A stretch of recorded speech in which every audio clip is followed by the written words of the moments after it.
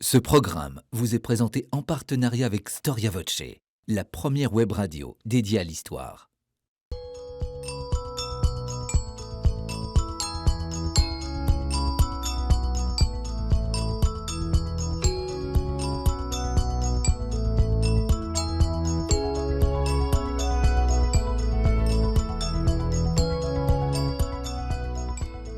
Chers auditeurs, bonjour à toutes et à tous. Je suis très heureux de vous retrouver sur le plateau de votre émission Au risque de l'histoire, consacrée, comme vous le savez, exclusivement à l'histoire du christianisme. Nous sommes ensemble pour un peu moins d'une heure afin d'arpenter les couloirs du temps. Alors, il est un des personnages les plus clivants de la Révolution, véritable prophète de la République pour certains, ou évêque des Lumières. Il fut aussi qualifié par Napoléon de tête de fer. Les contre-révolutionnaires, naturellement, ne l'ont pas épargné et le considèrent à la fois comme un schismatique et un apostat. Qui fut Henri-Baptiste Grégoire, que tout le monde connaît sous le simple nom de l'abbé Grégoire? Quelles sont ses origines? Comment va-t-il épouser les Lumières puis la Révolution française? Comment va-t-il réagir pendant la Révolution aux persécutions religieuses? Quel va être son rôle aussi dans la protection du patrimoine? Pourquoi enfin est-il considéré comme l'émancipateur des Juifs? Beaucoup de questions, comme vous le voyez, pour un seul homme, et je vais avoir le plaisir de les poser à Françoise Hildesheim. Françoise Hildesheim, bonjour. Bonjour. Merci d'avoir répondu à notre invitation. Vous êtes conservateur général honoraire du patrimoine, grande historienne. On vous connaît pour cet ouvrage absolument magistral que je vous conseille, chers téléspectateurs, Richelieu. Donc c'est une biographie qui est sortie il y a plusieurs années et que 2004 et que vous avez revisité, actualisé l'année passée, donc dans la collection Grande Biographie des éditions Flammarion, un livre absolument incontournable pour tout honnête homme. Vous venez de publier l'abbé Grégoire aux éditions du Nouveau Monde. L'abbé Grégoire, une tête de fer en révolution. Je voudrais aussi mentionner le fait, nos téléspectateurs peuvent être intéressés, par votre petit ouvrage, Une brève histoire de l'Église, paru aussi chez Flammarion dans la collection Champs Histoire. Alors, Françoise Hildesheim, on est assez étonné par le fait que Grégoire, l'abbé Grégoire, est un personnage qui a fait l'objet de beaucoup d'études, mais en revanche d'études localisées, l'abbé Grégoire et les Juifs par exemple, ou bien l'abbé Grégoire et le patrimoine. En revanche, il n'y a pas eu de biographie jusqu'à présent. Alors c'est sans doute le personnage qui a la bibliographie la plus abondante. Et il a eu une vie très longue, c'est ça son problème pour le biographe, c'est qu'il est né en 1750 et il est mort au début de la monarchie de Juillet.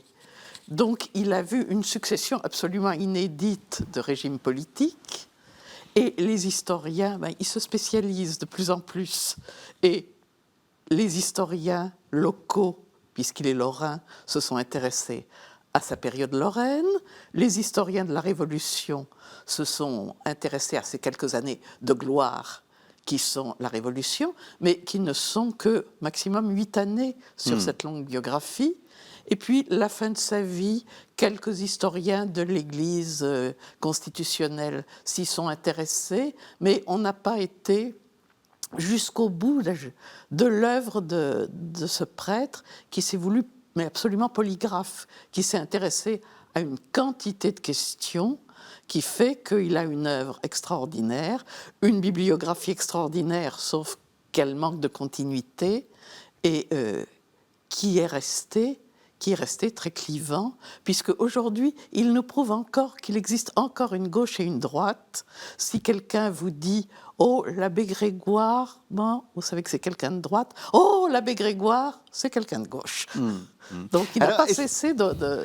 Entre Richelieu, c'est un politique et un religieux, mais on sait que sous l'Ancien Régime, politique et religion étaient intimement liés. L'abbé Grégoire, c'est à la fois un religieux et un politique, en tous les cas un curé, donc un clerc séculier, et un politique. Il y a un lien entre les deux? On est toujours à la charnière politique-religion. Alors, Richelieu m'avait posé la question de se dire, est-ce que ce politique tout pur que le 19e siècle nous avait présenté comme l'homme rouge sans pitié, pouvait avoir une vocation religieuse réelle et être un bon évêque. Bon, c'était une question. Là, la question que je me suis posée, elle est un petit peu différente. C'est est-ce que Grégoire, curé lorrain, élu aux États généraux, où il a accédé immédiatement à une grande notoriété, a pu traverser toute la Révolution sans, comme il le prétendra après dans ses mémoires, sans s'être compromis.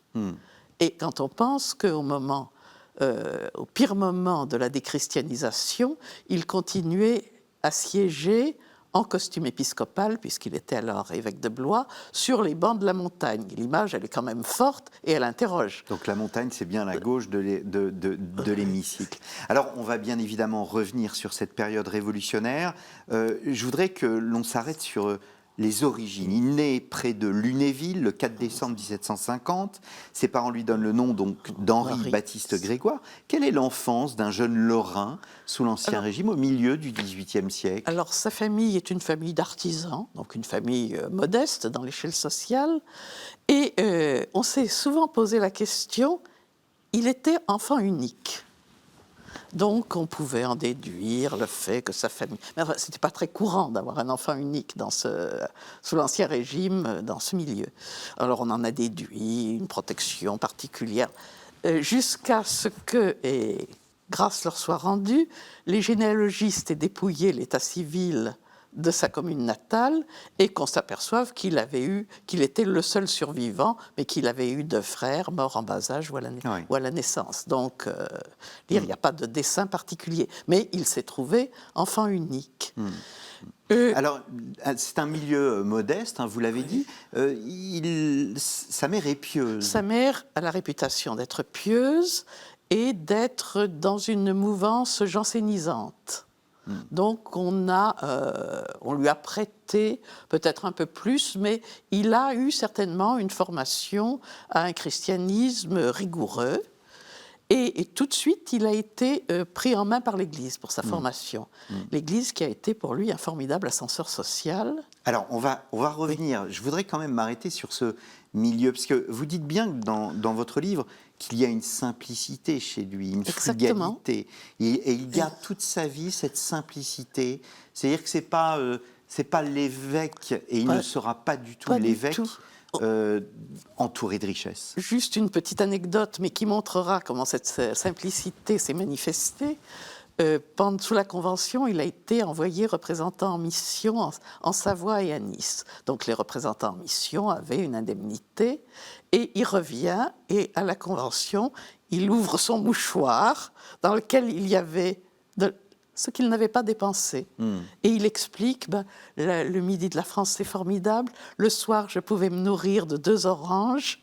Donc je n'ai pas dépensé, je restitue à la nation.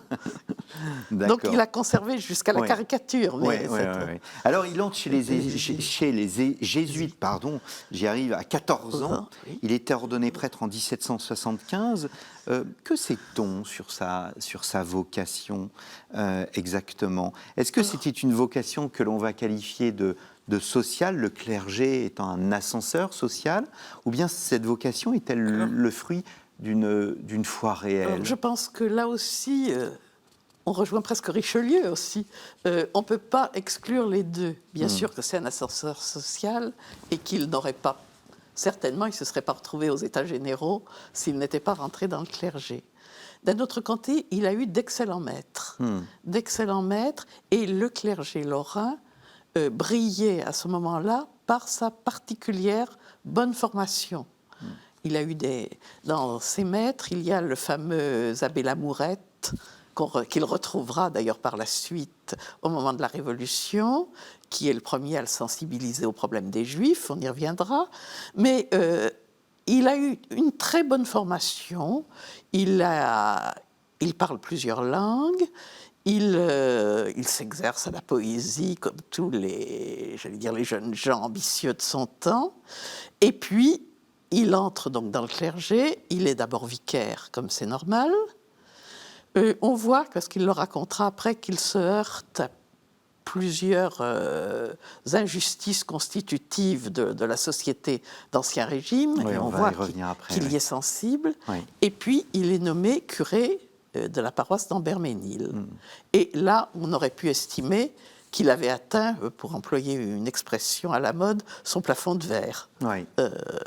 Mais ce n'est pas le cas. Je reviens quand même sur sa vocation. Vocation réelle chez lui, alors? Alors, vocation de fait qui se transforme en vocation réelle, à mon Oui, avis. oui, Et c'est, du point de vue intellectuel, c'est un curé des Lumières, parce que ce n'est pas un mystique, ça, c'est certain. Il va se soucier de l'éducation de ses ouailles, de les initier aux techniques agricoles nouvelles, enfin, tout ce qui est dans l'esprit du temps. Mais c'est aussi un très bon curé tridentin, entre guillemets, soucieux de régularité, pas du tout adepte des philosophes, il les a lus, mais il n'aime pas. Proche de ses ouailles. Très proche de ses ouailles, et il dira ça a été la période de ma vie la plus heureuse. Ouais. Et à chaque fois qu'il change de fonction dans la suite de sa carrière, son rêve, c'est de revenir dans sa paroisse. Ouais, Bien sûr, ouais. il n'y reviendra jamais, mais à chaque fois, on sent qu'il y pense, et qu'il y pense avec nostalgie. Alors, ce qui frappe chez ce personnage, dès sa plus tendre enfance, c'est sa sociabilité. Et la sociabilité, si vous me permettez ce pléonasme, c'est indissociable, si je puis dire, du monde des Lumières au XVIIIe Ça, siècle. c'est très frappant. Oui. Il y a deux choses. On sent qu'il a un caractère ouvert, qu'il aime se lier, qu'il aime discuter. Et ça se rencontre avec la sociabilité des Lumières. Immédiatement, on le voit qu'il participe aux académies, et c'est aussi conforté par le fait qu'il est lorrain. Il appartient à une province frontière, un endroit d'échange, de brassage de courants idéologiques. Il est un parfait représentant du clergé lorrain, qui est un clergé particulièrement éclairé à l'époque. Donc il y a une sorte de, j'allais dire, de bouillonnement Oui. intellectuel qui caractérise la Lorraine. Et oui, et auquel il participe immédiatement. Il se met immédiatement en lumière. Est-ce qu'il est plus davantage janséniste, donc rigoriste, Alors, ou gallican, c'est-à-dire le gallicanisme, voilà, c'est la pensée qui a tendance qui s'oppose à l'ultramontanisme. moi, c'est-à-dire je dirais qu'il est richériste, Oui. parti janséniste. Dans l'exercice du culte, on voit, c'est un culte dépouillé, il y a une tendance janséniste. le richérisme pour nos téléspectateurs. C'est une partie du jansénisme qui met, Ouais. disons, en exergue le rôle des curés. Oui, Et ça lui correspond particulièrement bien. C'est un curé très rigoureux, qui supprime les statuts dans son église, qui fait des prêches familiers, qui simplifie les choses. Ouais, ouais. Et il les simplifie pour être plus proche des gens. Oui, tout à fait. C'est son idée, c'est d'être proche de ses ouailles, de les élever et socialement, et intellectuellement, et spirituellement. Cela dit, j'y reviens spirituellement, c'est pas un mystique, c'est pas du tout un mystique, c'est un chrétien d'action. Oui, oui. Et alors ça aussi c'est frappant, en dehors de sa sociabilité, on ne peut comprendre l'abbé Grégoire sans cette volonté de s'engager, ce sentiment de, on va dire, de responsabilité, Oui. même de vocation sociale. De vocation sociale, d'avoir quelque chose à dire, un idéal Oui. qui rejoint l'esprit du temps, mais qui est un idéal profondément chrétien. Homme d'action. Homme d'action, qui volera immédiatement au secours toute sa vie de toute cause qu'il estime juste. Oui, oui. En 1775, vous retenez une anecdote, vous évoquiez tout à l'heure l'anecdote des sous qu'il rend à la nation, enfin du budget qu'il rend à la nation. Il est profondément, lui, marqué en 1775 par l'histoire d'un homme âgé qui se fait arrêter et qui meurt en prison. Est-ce que vous Exactement. pourriez raconter cette Eh histoire? bien, c'est le côté impitoyable du fisc qui fait que cet homme va être mis en prison pour non-paiement de taxes. Et Grégoire est profondément marqué, à tel point qu'on se demande, parce qu'il était vicaire à l'époque, il a quitté sa paroisse à ce moment-là, sans qu'on sache trop pourquoi. On peut se demander si c'est pas cet épisode qui en a fait une sorte de révolté sociale de ce jeune prêtre qui arrivait là et qui tombe sur cette détresse et cette injustice. Et l'injustice sera quelque chose qu'il ne supportera jamais. Et donc, il découle de ce moment cette volonté, encore une fois, d'agir sur son siècle, d'agir sur son temps. Son siècle. Alors, injustice sociale, injustice à l'égard des Juifs, immédiatement, et dès qu'il voit que l'Académie de Metz lance un concours sur ce thème qui était dans l'air, mais il y participe, il obtient l'un des prix, son mémoire est publié à la veille de la Révolution, et même traduit en anglais, et c'est un homme en vue. Il sait, par sa sociabilité, par son ouverture d'esprit, il a été tranche, remarqué. Voilà, Ouais. il est remarqué. Ouais. Alors peut-être on va ouvrir une parenthèse sur la question des Juifs. Pourquoi s'intéresse-t-il d'ailleurs aux Juifs? Qu'est-ce qui l'amène à participer à ce concours? Alors, on ne va pas faire un cours sur le statut des Juifs, parce que là, on en a pour 3 émissions. Mais les Juifs étaient interdits dans le royaume de France. Mais en Lorraine, il y avait des communautés juives. Il y en avait en plusieurs endroits. Il y en avait même à Paris à l'époque, et dans le Midi. Mais les communautés juives de Lorraine étaient une communauté importante et qui était soumise là aussi, à des taxes qui pesaient sur elle, des taxes spécifiques qui pesaient sur elle et qui faisaient que ces Juifs en étaient réduits, comme partout, à l'exercice de fonctions de banque et à être détestés de la population. Donc, Grégoire voit là tout de suite à la fois une injustice et aussi, il ne faut jamais oublier que c'est un curé, et éventuellement une possibilité de les ramener à la vraie foi. Ça, on peut pas, il faut rester dans l'esprit du temps. Il y a une volonté il y a du prosélytisme chez lui. Il y a toujours, pas un prosélytisme forcené, mais il y a toujours cette idée à l'arrière-plan. Oui. Qui est celle qu'il devait avoir, j'allais dire, professionnellement. Mais il est sensible à leurs conditions, et son idée, c'est qu'il faut les régénérer. Les régénérer par l'éducation, par la justice sociale, mais on ne peut pas dire que c'est... Alors, on serait totalement anachronique si on disait qu'il est admirateur des Juifs. Non, il les considère comme inférieurs, mais régénérables, amenables au niveau de ce qui sera toujours son idéal. Au fond, son idéal, c'est qu'il existe une fraternité humaine universelle. Oui.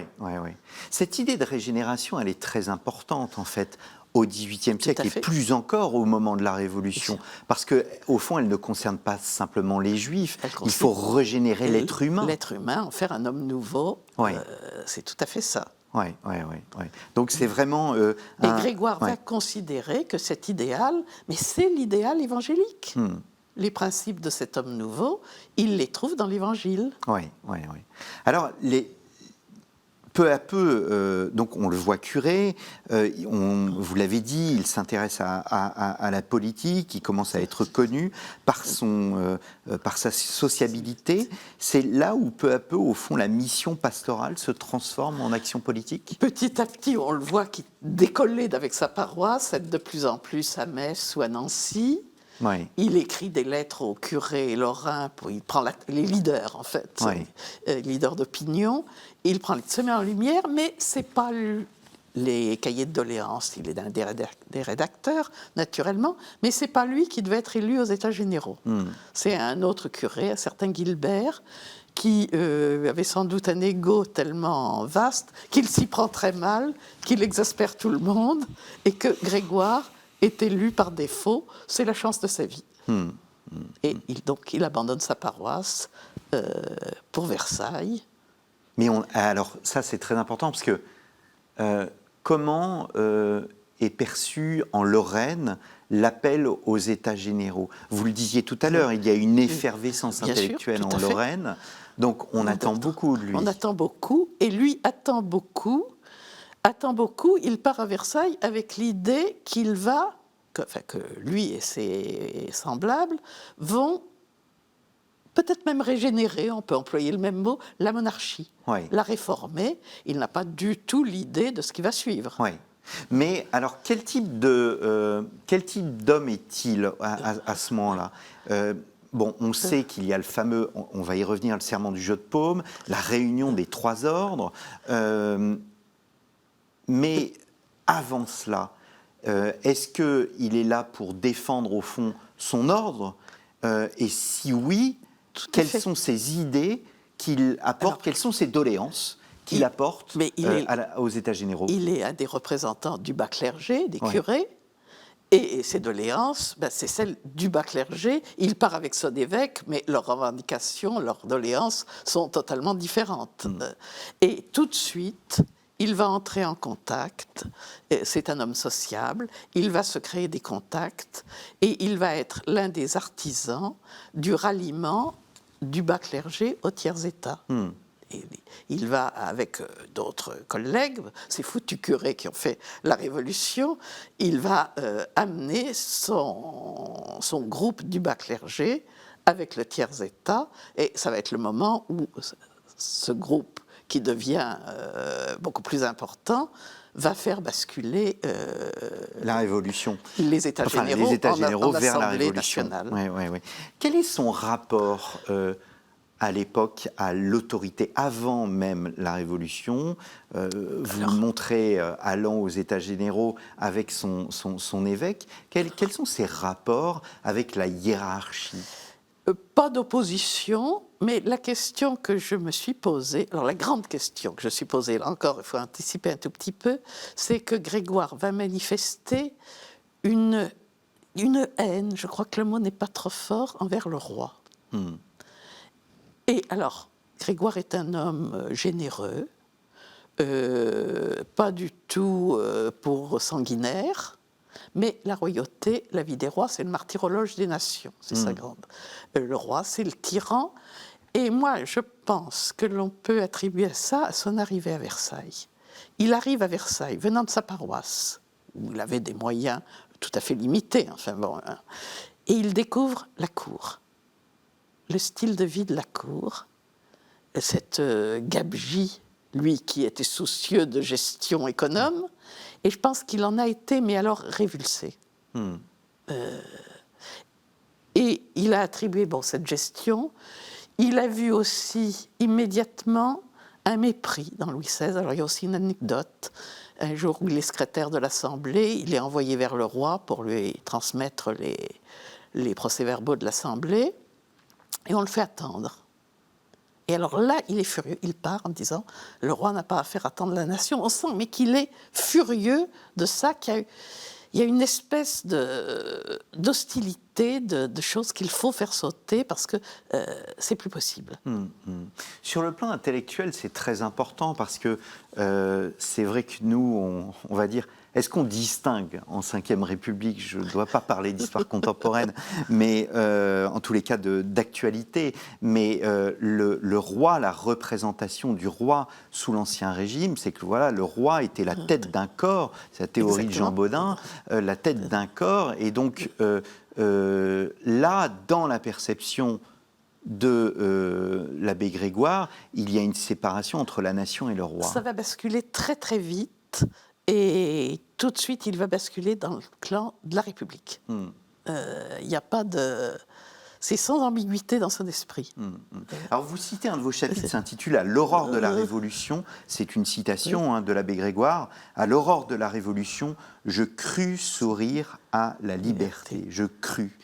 Il parle de la période 1789-1791. Pourquoi ce verbe « croire » ? Alors, ça, c'est écrit au moment où il écrit ses mémoires à la fin de sa vie. Oui, et il réécrit tout.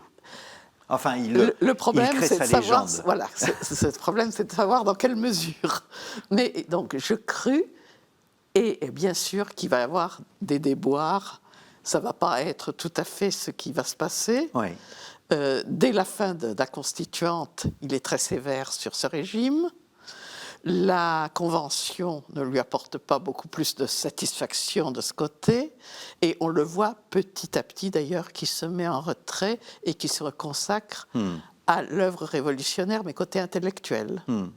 Alors prenons les grandes étapes, si vous voulez bien. Alors, Alors, vous disiez que c'était un homme de réseau. Là, Il se crée immédiatement un réseau et il se met en lumière. Alors, c'est un bon orateur, il a une prestance physique.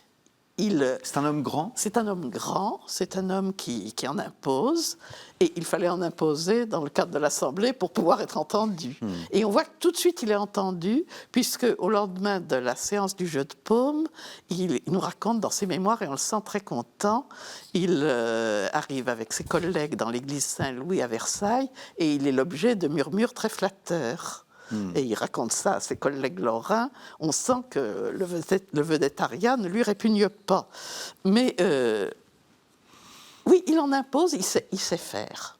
Il sait faire, il est un leader, il sait aller des uns aux autres, intelligemment d'ailleurs, parce qu'il ne précipite pas les choses. De temps à autre, il dit doucement, mais il a un objectif et il adhère pleinement à ce qui se passe. Alors donc, orateur, porte-parole enflammé, il n'hésite pas, vous disiez que c'était... Il n'hésite pas à prendre la parole, il est remarqué, Oui. il est l'un des premiers secrétaires de l'Assemblée aussi, ce qui montre que tout de suite, il a acquis une notoriété. Et ben voilà, ça y est, il a pris le train et la révolution est lancée pour lui et il n'en sortira jamais. Son langage avait plus d'ardeur que de feu, plus d'impétuosité que de vivacité. Il se trouvait presque toujours dans ce qu'il disait quelque chose de provocateur et l'on sentait un homme qui se défend comme les autres attaquent. C'est la plus belle définition, le plus beau portrait de lui que j'ai trouvé. Oui. L'abbé de Prade dans Les Quatre Concordats en 1820. Est-ce que c'est un manipulateur ? Parce qu'on vit... Bonne question. On vit une Alors, période troublée. Il ne faut pas regarder la période avec ses... Il y a une citation de ses mémoires, je ne l'ai plus en tête, mais vous l'avez peut-être, où on le voit qui explique comment il faut manipuler l'Assemblée. Comment il faut passer par les Jacobins pour entraîner l'Assemblée. Et on s'aperçoit là, on se dit, cet homme pur et honnête, il a quand même saisi quelques codes de la politique et il n'hésite pas à les mettre en œuvre. Pour la bonne cause, bien sûr. Comme l'opinion de beaucoup de représentants n'était pas toujours au niveau de la nôtre. Exactement. C'est ce qui est dingue. En gros, il s'agit de rallier les autres, ou bien les autres n'étaient pas assez au niveau, donc on va les mettre à mon niveau. Pas que c'est plein d'actualité. Exactement. Pour en accélérer la marche, notre tactique était simple.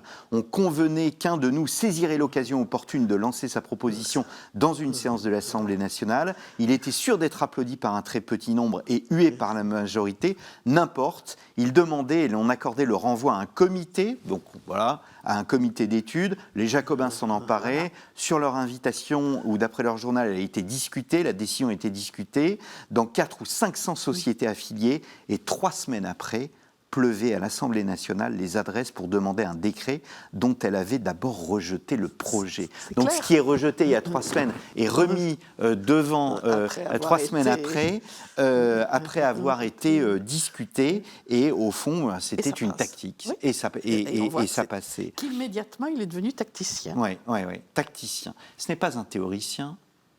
Non, c'est pas un théoricien, c'est un homme pratique qui va s'emparer de tout problème qui lui paraît digne d'être traité, que ce soit l'assèchement des marais lorrains, que ce soit la liberté des cultes, que ce soit tout ce qu'on peut rêver, et qui va se mettre à écrire dessus. Alors, on a beaucoup écrit sur lui, mais lui, il a aussi énormément écrit. Son œuvre, c'est gigantesque, et disons les choses comme elles sont, ça ne brille pas par un talent de plume particulier. C'est laborieux, c'est consciencieux, mais il produit et il sait faire passer ses idées. Ouais. Vous dites, il fait la révolution par sa capacité à entraîner l'opinion collective. Oui, c'est un meneur. Mais on a envie de dire c'est un peu court, parce que alors il n'aime pas le roi, on l'a compris. Ce n'est pas un théoricien. Alors, est-ce que c'est un suiveur? Non, parce qu'il est original dans sa catégorie. Ouais. Il est tout à fait original. Mais où est-ce qu'on le place sur l'échiquier politique? Vous avez commencé l'émission. À gauche, il n'y a pas de problème. Il se met lui-même à gauche. Il se met lui-même à gauche. Ouais. Et on peut lui trouver, pour bien voir ce qu'il était, une communauté de vues, d'idées et de comportements, jusqu'à envoyer les gens à la guillotine, ce qu'il ne fera pas, mais avec Robespierre. Il y a cette idée de vertu mise au service d'une révolution qui doit tout purifier. Vous parlez de la radicalité abstraite de son idéal politique et de l'humanité changeante de sa conduite. Totalement abstraite, parce qu'il y a quelque chose, il est honnête jusqu'à la caricature, mais enfin, on peut se dire, il est très sévère sur l'Assemblée, sur ses collègues, mais je pense qu'il n'a pas vu toutes les magouilles financières qu'il pouvait y avoir autour de Danton, de Mirabeau, il en parle. S'il les avait vus, il les aurait dénoncés, parce que ça... Il y a une forme de naïveté ? Il y a une forme de naïveté, d'idéologie pure, et il ne s'intéressera jamais aux problèmes financiers. Alors vous avez dit tout à l'heure qu'il devient évêque de Blois, mais c'est un évêque constitutionnel. Un évêque constitutionnel. Comment agit-il par rapport à la constitution civile du clergé ? Ça aussi, ça a été une de mes découvertes. Je pensais, et j'avais toujours lu, qu'il en était un des artisans. Je n'y ai pratiquement pas intéressé. Ouais. Alors, je pense pour une raison simple qui se relie à ce qu'on vient de dire. Les libérations, elles ont été principalement sur des objectifs financiers. Ouais. Ça ne l'intéressait pas. La seule chose où il est intervenu, et vigoureusement, dans ce texte qui était au fond la pointe extrême du gallicanisme, de la constitution d'une Église nationale, Grégoire est intervenu pour que soit maintenu le lien avec Rome. C'est quand même... ce qui est important. Et ça, il n'a jamais voulu de rupture avec Rome. Ouais. Les histoires de rétribution du clergé, il laisse les autres s'en occuper, il intervient très peu. Mais ensuite, il est le premier à monter à la tribune de l'Assemblée pour jurer fidélité à la constitution civile du clergé, et jusqu'à son lit de mort, il refusera de rétracter ce serment. Donc on traitera de ce sujet dans une autre émission, la constitution civile du clergé, parce qu'il y a beaucoup à dire. Est-ce qu'il souhaite la mort du roi ? Il y a toute une partie de votre ouvrage, vous vous attardez, on sent que vous avez souhaité voir s'il désirait cette mort du roi. Énorme sujet où l'érudition doit être convoquée, donc on ne va pas infliger ça à nos téléspectateurs. Mais le problème, c'est Grégoire a-t-il été régicide ? A-t-il voté la mort du roi ?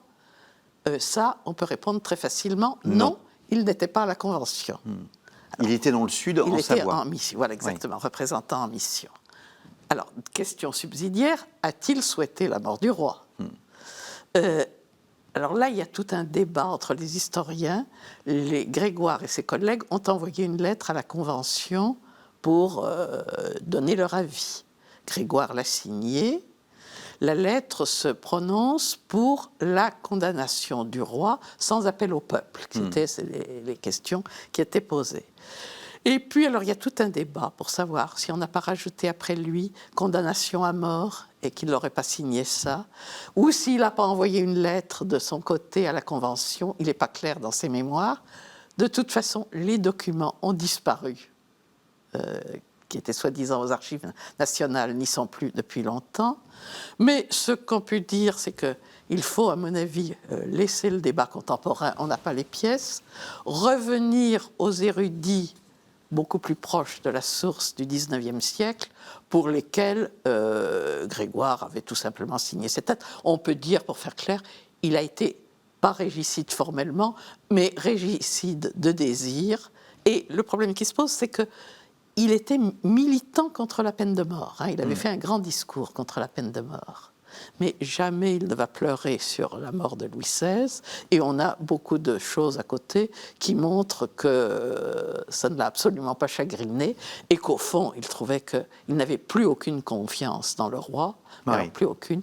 Il avait aussi été de ceux qui avaient été accueillir le roi à son retour de Varennes, et il en avait conçu un mépris gigantesque aussi. Et là, je pense que... Il aurait préféré qu'il s'exilât ? Il aurait préféré qu'il disparaisse, mais là, je pense qu'il s'est dit le problème est réglé. Ouais. On peut enfin passer à autre chose. Mais alors justement, vous dites qu'il est pour la peine de mort. Il voit sous ses yeux il est contre la peine de mort, pardon. Il voit sous ses yeux ce qu'il se passe, que fait cette révolution qui coupe les têtes. Et il est menacé lui-même. Il est menacé, sa tête est... Alors, quelle est sa réaction par rapport aux persécutions religieuses et comment les vit-il? Sa réaction, elle est, disons, physiquement très courageuse. C'est-à-dire qu'il ne s'est jamais caché.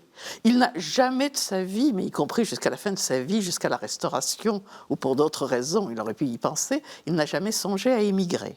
Ça, il a toujours été là. Il est toujours venu siéger à la Convention. En habit d'ecclésiastique. En habit d'évêque, dans certains cas, d'autres fois sans doute en costume de clerc, en costume noir. Mais il a toujours été costume clérical. Quand il y a eu les fameuses déprétrisations, l'archevêque de Paris, Gobel en tête, il siégeait au comité d'instruction publique. Parce qu'il avait jugé quand même, de manière réaliste, plus prudent de ne pas trop être en séance, mais d'aller travailler dans les comités. Et le comité d'instruction publique, c'était plus neutre. Il a fait de l'excellent travail, on en reparlera. Mais on vient le chercher et on l'amène en séance et on le pousse à la tribune.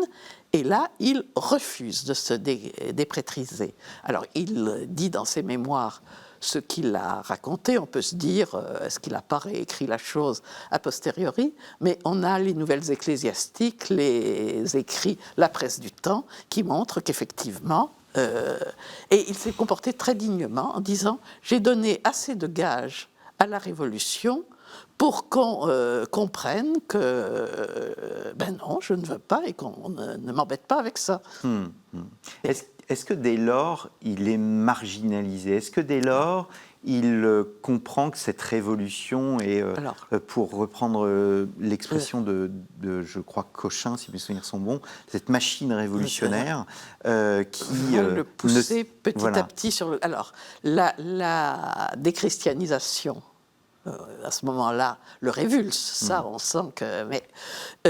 et il va s'en sortir... Alors, est-ce qu'il est conscient ou est-ce qu'il s'en tire comme ça? À l'issue après Thermidor, après la chute de Robespierre, et quelques temps après, il va enfin, devant la Convention, sortir un texte qu'il avait dans sa poche depuis des mois, qui est un grand discours sur la liberté des cultes. Et il présente ça comme un triomphe. Si on réfléchit, c'est une position de repli. C'est plus que la liberté des cultes, c'est plus cette grande révolution fraternelle et chrétienne dont il rêvait. Il est donc en position de repli de plus en plus. Il est en position de repli, donc marginalisé, c'est-à-dire que il est obligé de sortir en quelque sorte de la Révolution? Non, pour une raison très simple, il faut toujours penser, de quoi vivait-il? Il n'avait aucune ressource, sauf les revenus de ses fonctions conventionnelles. Et quand il n'avait pas de fonction, il n'avait aucun revenu. Donc, il va toujours, d'une certaine manière, être élu, réélu au Conseil des 500, au corps législatif, après avec le directoire et le consulat. Et il va rester un opposant. Il va rester un opposant irréductible.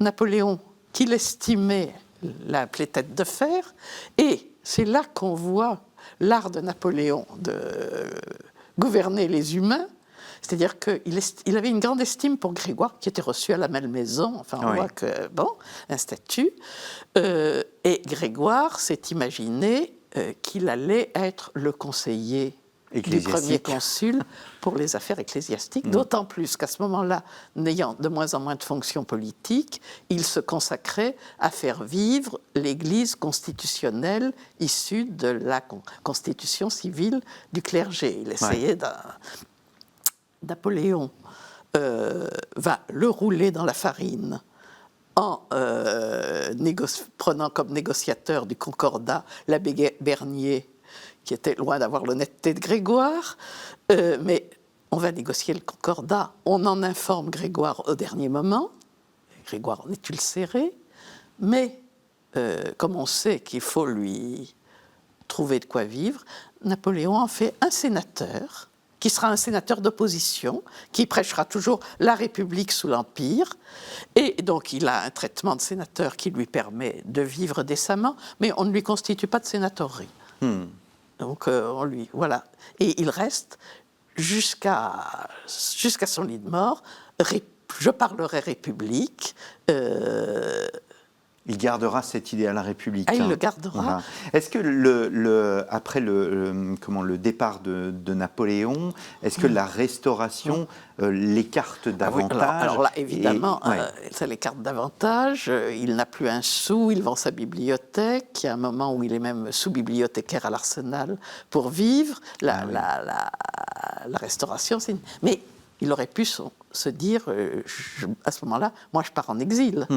Mais parce il reste. On pouvait l'accuser de régicide, et on l'a accusé à ce moment-là.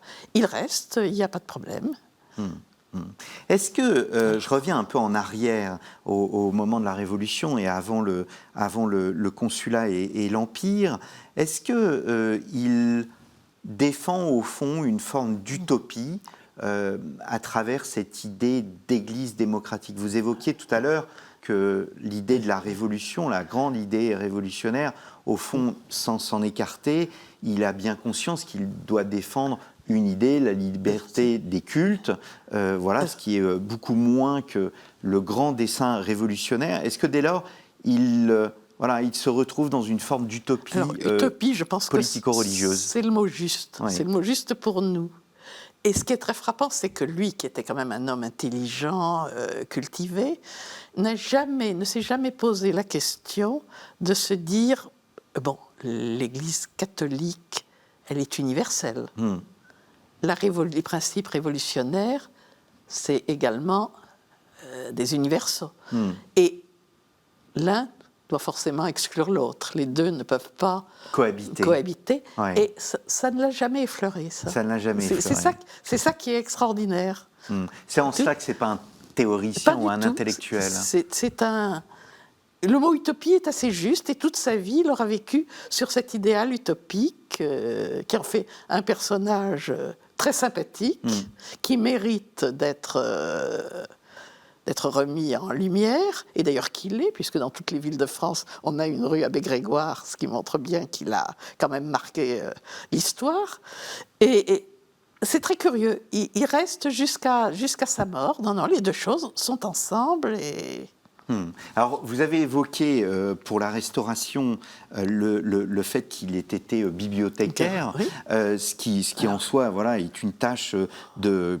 Je vais me mettre à dos les bibliothécaires, mais pour un personnage comme lui qui apparaît, on va dire, sous-bibliothécaire étonnante, pendant la Révolution, on n'a pas évoqué le fait que, alors que la machine révolutionnaire fonctionnait, eh bien, il a fait un pas de côté sur des domaines, on va dire, qui sont un peu moins engagés ou un peu moins engageants, qui est le patrimoine, en fait. Exactement. Alors, il s'est mis de côté, donc on a dit, il allait moins aux séances de la Convention, qui étaient dangereuses, mais il siégeait dans les comités d'instruction publique, et on doit gratifier la Convention d'une réelle œuvre en ce domaine, à laquelle il a participé, mais alors en tout domaine. Alors, quelle est son action précisément sur le patrimoine? La Fondation des Arts et Métiers, c'est lui. Enfin bon, les plans d'enseignement, il y a participé. Alors, le patrimoine, c'est très amusant, parce qu'il est à l'origine de notre politique du patrimoine. Dans un premier temps, en bon révolutionnaire, il ne conçoit pas qu'on puisse conserver des traces de cet ancien régime abhorré. Et puis, comme il est intelligent quand même, il voit bien qu'il y a des choses qu'il est difficile quand même de saccager, et c'est lui qui invente le mot vandalisme. Et donc, de ce comité révolutionnaire, il fait 3 rapports sur le vandalisme, et il retourne la chose. Oui, c'est un régime affreux et qui mériterait destruction, mais il ne faut pas détruire, car ce serait du vandalisme, parce que ces œuvres détestées sont à conserver pour être mises au service de l'histoire de l'art, de l'histoire de la civilisation.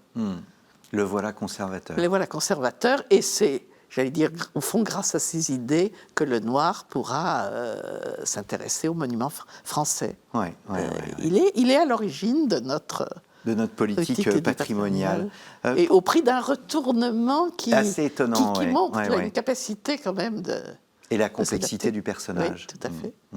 Pourquoi le considère-t-on comme l'émancipateur des Juifs? Nous avons laissé nos téléspectateurs avec cette idée de régénération qui peut sembler, qui ne serait absolument pas politiquement correcte aujourd'hui.